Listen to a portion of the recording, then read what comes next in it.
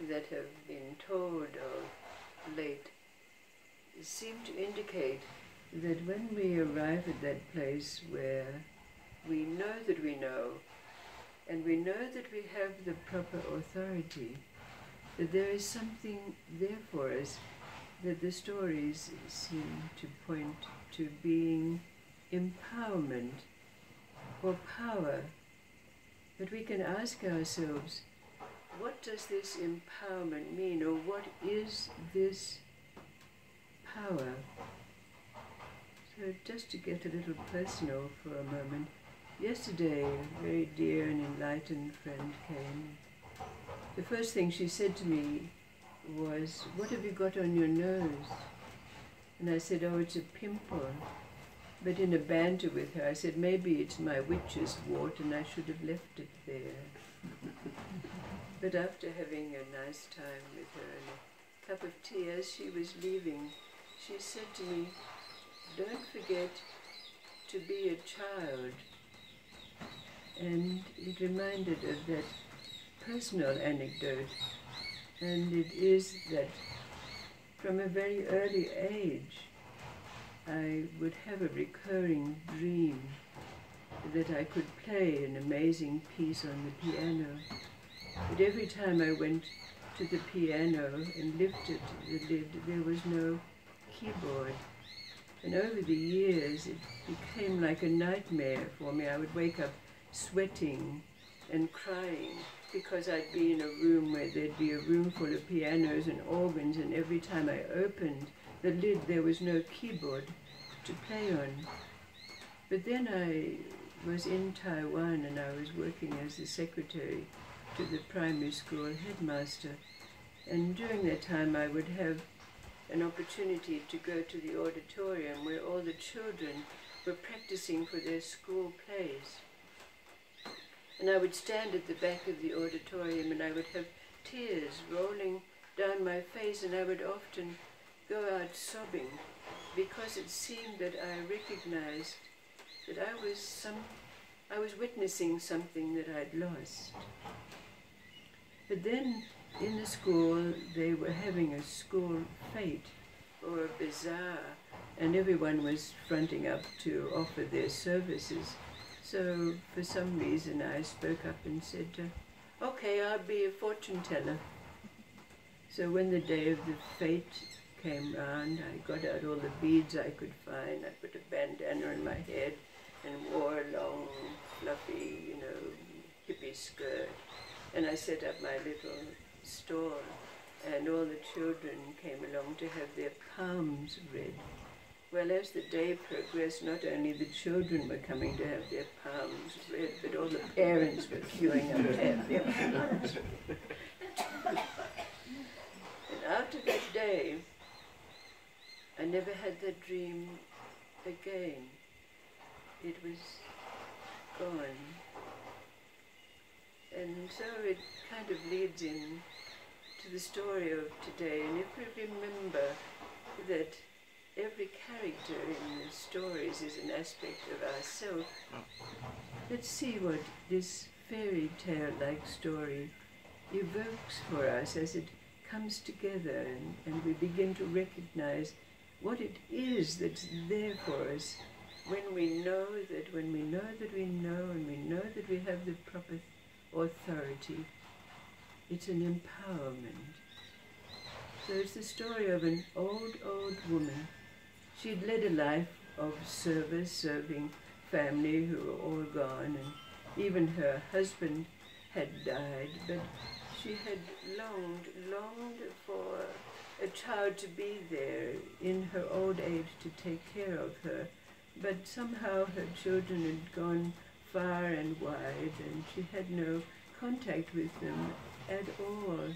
But she longed for a child that would be there in her old age, because now she was not able to work as she had done before, and she had to go to town to beg from the people, the tradespersons, to get a little bit of fruit or a little bit of vegetable to sustain her.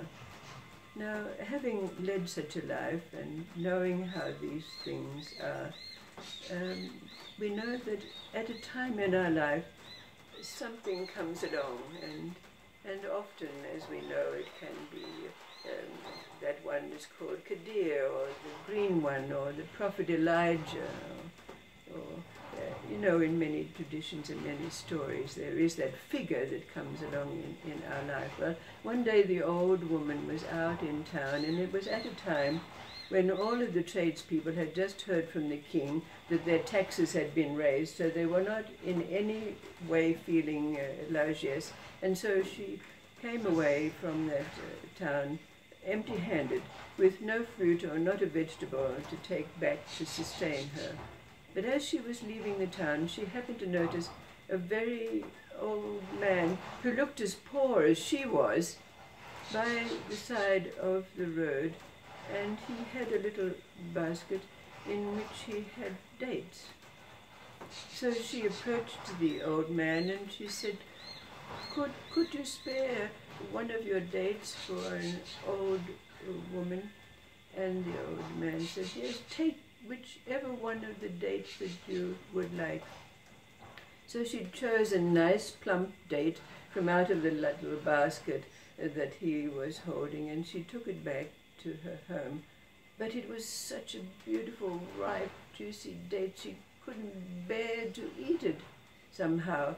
So she put it on the window ledge and left it there as the sun was streaming in, and left to go back into town to see if there was some other kind of crumb that she could find.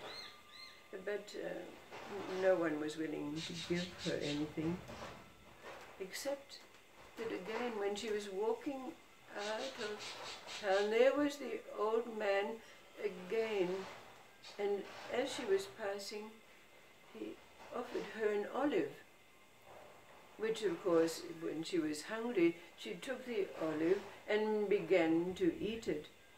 But as she bit into the pip, she realized that what she was biting into was something different, and when she took it out of your mouth, she recognized that it was a gold piece.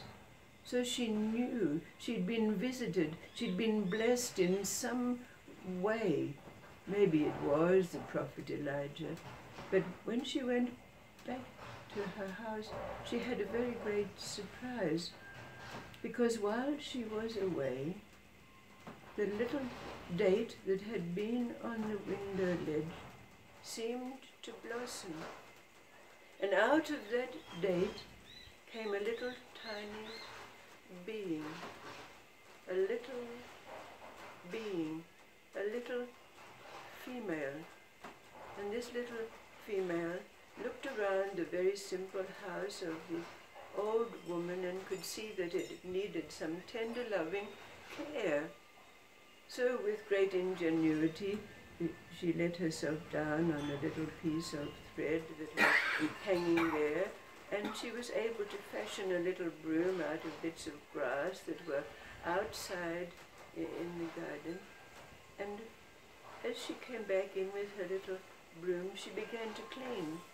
And she cleaned that house for the old woman from her little broom made of grass, so that when the old woman came back, the first thing that she noted was a house that was cleaned in ways that had not been there when she left. And she looked around and she said, who has done this for me?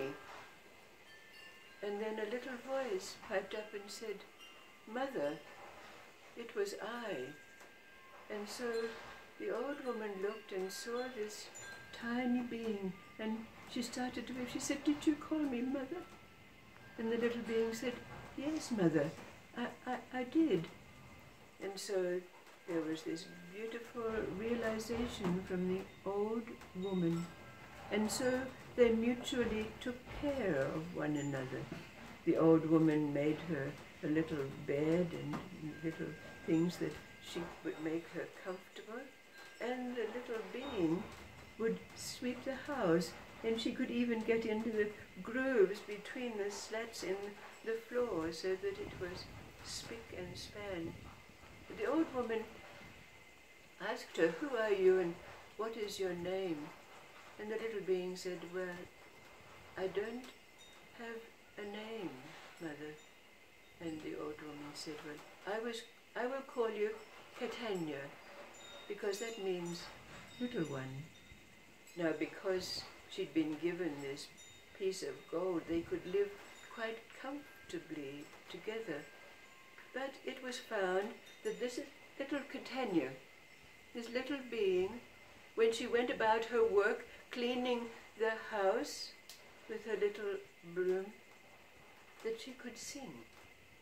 And when she sang, her voice was like that of a fully grown being. And it rang out through the doors and through the windows of the little house and went to the neighbors, who had great pleasure from hearing her song. Now it so happened that when Catania came out of her little house, the little date house in which she was confined, she was wearing a rainbow dress, a dress of all colors. Now it so happened that one day when she was going about her little chores and singing with all her heart, a prince came by and heard her voice, and he said, "I want to marry the one whose voice is that being." So he went back to his palace and he said to his king and his queen, "I found the one I want to marry." And so the little simple house was pointed out. But of course, seeing this simple hut and knowing the inhabitant was this old woman, and knowing that she had a daughter with a mellifluous voice, messengers were sent to the old woman along with a tailor to say, "We will dress you properly so that you can be presented to the king and the prince." But the old woman gladly accepted the offer of having a dress made for her to make her presentable to the king.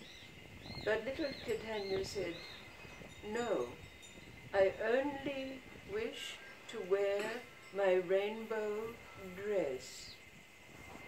And so it was that the tailoress made a garment for the old woman so that she was presentable to be given presents in front of the king. But then the day came when the carriage was sent for them to bring them into the king and the prince's presence. But when they arrived there, and it was just the old woman, they asked, "Well, where is your daughter with the beautiful voice?" She was invited also. And a little head popped out of the old woman's pocket. "Here I am." And it was asked, the prince, "Well, how can it be you? Is it you that has that beautiful voice?" And Catania said, "Well, I don't know." And so the prince said, "Will you please sing for me?" And so Catania sang a song that made everyone be in the most blissful place, as her voice rang out so rich and true. And the prince said, "Yes, this is the one I am to wed. It matters not that you are small." And so the wedding took place, and Catania's voice rings out still from that palace as it ripples out far and wide. Fairy tales, Cinderella's, 7 dwarfs, we know so many of them. But when we come to play that every one of these stories, in whatever form they take, parables, myths, fairy tales, that every character and symbol and archetype is an aspect of ourselves, and when we bring them together, we have recognition and realization of something that's being explored now in these stories. What does it mean to be empowered? What is this power that comes to us when we embrace and acknowledge, yes, I know that I know. I know now that I have the proper authority. What is the story telling us? What do its characters represent for us? The little being with the big voice, the old woman brought to humble state of being a beggar,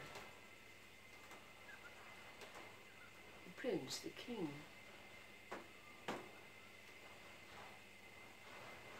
Where do they fit in us?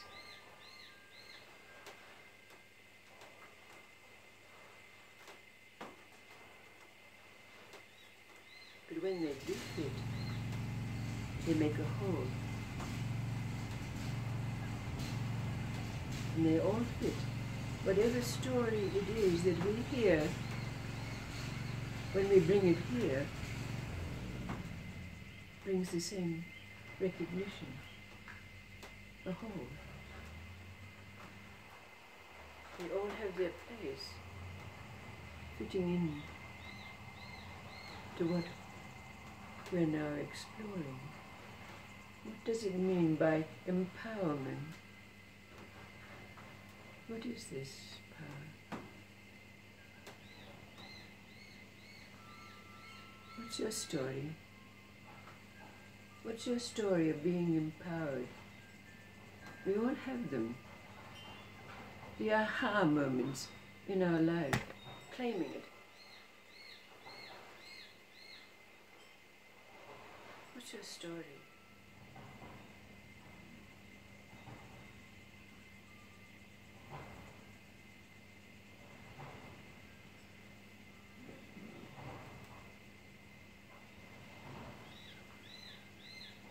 Have you found your voice? Are you singing your song? All songs? One voice?